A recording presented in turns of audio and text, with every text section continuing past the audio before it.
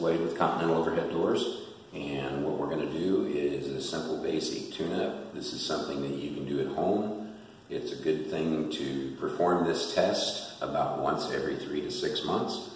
First thing that you want to do is you want to reach up, you want to release this the connector, and the best way to do it, especially on LiftMasters, is to pull it down and back towards the opener. That's going to disengage it so that you can lift the door by hand. The first thing that you want to do is you want to lift the door between 6 and 12 inches. And when you turn loose of the door, it should sit exactly where it's sitting. It shouldn't climb on its own, and it shouldn't fall to the ground. If it does either one of these, that's telling you that your springs are out of adjustment and the opener is doing more work than it needs to do. Your opener is only designed to replace the amount of effort that your arm uses to open and close this door. They will do quite a bit more, but when you're looking at your opener, roughly right here in the center of your opener toward the back, there's a shaft that runs from the bottom to the top of the opener. This shaft has a brass bushing on the bottom and top of that shaft. Every time that you engage your opener, you're putting strain on that shaft, which in turn is putting strain on those bearings. On a chain drive opener, the top of that shaft has what's basically a bicycle sprocket. That's what your chain is driven by. The more stress and strain you put on that chain, the more stress and strain you're putting on that opener and on those bushings. So it's very important for the life of your opener and for the life of your door that your door is balanced. The other thing that can occur if your door is very heavy is right here. This is called the J-bar, where this J-bar connects to the center stile on your door. If the door is too heavy, it will start pulling the bolts out, or it will literally bend the top of your door. So those are things that we want to avoid at all costs. If your door fails the test where you lift it and it doesn't stay where you put it, that's when you need to call us here at Continental Overhead Doors so that we can come out and we can take a look at your door. A tune-up is only $29. It's a whole lot cheaper to do a $29 tune-up than it is to replace a $400 chain drive opener or to replace the door because the top panel has bent and caved in and torn apart. So here's what we're going to do. The first thing that we do, obviously, is we walk around and we examine your door. I'm going to look at the rollers. I'm going to take my finger and try and wiggle that wheel back and forth. And yes, the shaft does move, but I can still feel the amount of play in that roller. We don't want an excessive amount of play. We also don't want plastic rollers. These are nylon over steel 11 bearing rollers. They're a very high quality roller. They're going to give your door more life. Having the bearings in there means that the door is going to move up and down a lot easier. Again, it's going to prolong the life of your opener. The plastic rollers that the contractors put in is nothing more than a plastic wheel stuck on this steel shaft. They put a washer on the outside and then they mushroom out the head of that shaft so that it holds the wheel on. With those plastic rollers, you're creating more drag on the door. It's not going to roll up and down as smoothly as it can. So we want to eliminate that. We want this door to move as good as possible. When you lubricate your door, you'll see that there's a gap right here where the bearings are. You want to lubricate in there. You want to lubricate the pivot points on your door. You also want to lubricate up here on the top of your door. You'll see there's a bearing where that shaft goes through. You want to make sure that you lubricate that bearing. It's very easy to do. Just get a step stool, set it off to the side of the door, and then as you lubricate it, you want to move the door up and down a foot or two, and that way you can get that oil worked into that bearing real well. You want to go through your door.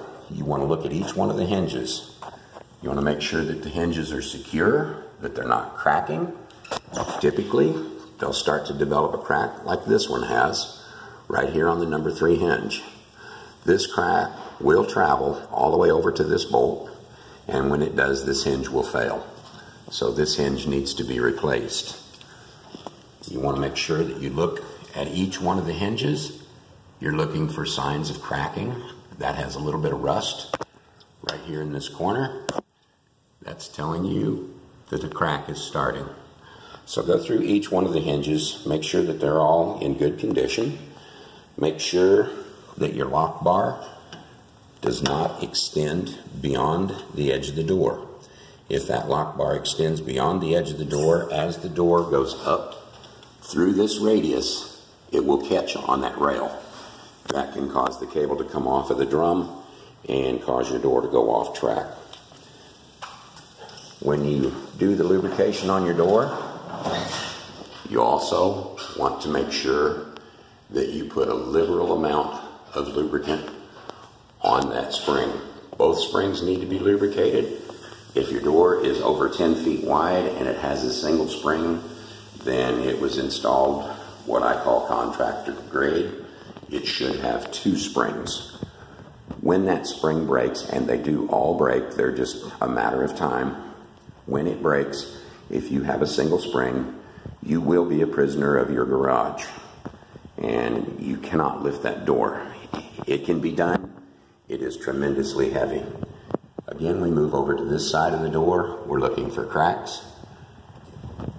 I see a minor crack right there on that one. Sorry about that, bumped the camera. You can see that crack in that hinge. Again, that's a number 3 hinge. That's the first one that's going to crack. We move down to the number 2 hinge, and we don't have much light, so let me get my flashlight out.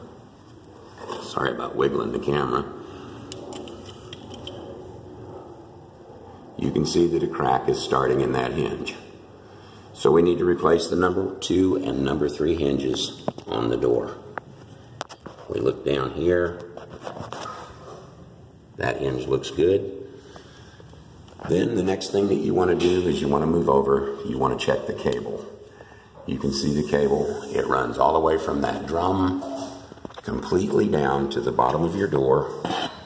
And at the bottom of your door, on that first panel, you can see that pin that wire goes around. You want to inspect all of that, make sure that the cable is not frayed or tearing. Check your drum, make sure that the cable goes around the first groove in the drum, which it does. Again, we're going to lubricate that bearing right there that the tube goes through. We want to check all of our wall mounts. We want to make sure that the connections on all of our wall mounts are good. Make sure that they haven't worked loose. Those are important for keeping your door aligned properly. Then we're going to look at the torsion tube. This is the tube that runs from one side of the door clear to the other. The springs mount in the center. That all looks good. Again, we're going to look at this cable. We want to make sure that this cable is not frayed. The cable looks real good. All right. So all of that looks good. We're going to move over here. Again, we're going to check the J-bar connection. Make sure that the style that the J-bar is mounted to, this is the style. We want to make sure that style is not warped or pulling away from the door. It's in good shape. We also want to look up here at your center bearing support. There is a bearing between those 2 springs. On a good installation, it will be a steel bearing. On a contractor installation, it will probably be a cheap plastic bearing. And again, that's not something that I care for. I don't like plastic. It wasn't really strong enough. You want to check up above the rail where the opener connects to the wall. You want to make sure that that bracket is in good condition. I've already ran this door through several cycles. I've checked the travel limits on the door. You also want to go back to the rear of your opener. Some are on the rear, some are on the side. Those 2 blue indicator dials tell how much force it takes to open and close the door. This one's set a little bit high. The right hand one has a down arrow beside that circle with the numbers on it. It's telling me that that door is set a little bit too high. It's going to exert more pressure than I'd like to see when it's closing the door. The purpose of these force settings is so that when your door is traveling downward, if it encounters an obstruction, it will feel that pressure. It will make the pressure go higher than what you have set right here, and the door will reverse. This is very important for small children and pets and just personal safety. On this side of the opener are your travel limits.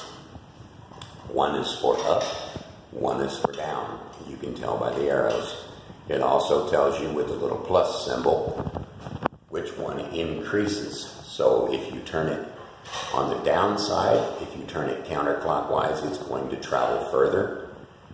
On the right side, if you turn it clockwise, it's going to lift further. You don't want your garage door to lift any further than the header.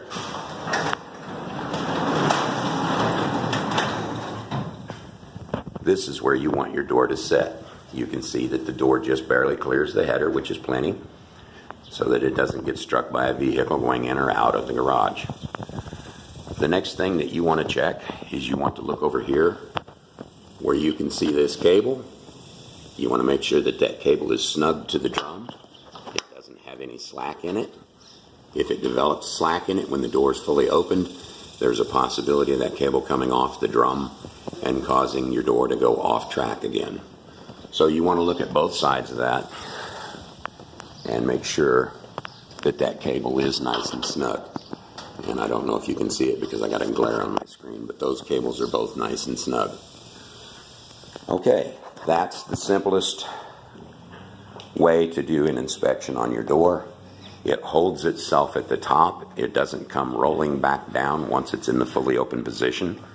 Again, if it comes rolling back down at the fully open position, then you've got an issue with your springs. You either need to have the springs replaced because there's a possibility they have put the wrong springs on your door, or the springs have gotten weak. If you engage your opener from the wall station over here by the door, and you try to open it, but the door only goes up an inch or so, and then immediately goes back down, please don't hit the button again. Leave the door closed, look up above the door where the springs are, and see if one of the springs is broken. If you have a broken spring, bring this door back down. If you have a broken spring, you will see a gap between that end and where the spring mounts to the center bearing support. Both springs are fully intact. There's no breaks, so these springs are in good condition. Okay, that's pretty much about it as far as your door inspection goes, and I hope this helps you. If you have any questions, feel free to call us at Continental Overhead Doors, and we will try to do a walkthrough first to see if it's something simple that you can take care of, or determine whether or not we need to get out there right away to get your door taken care of. Thank you.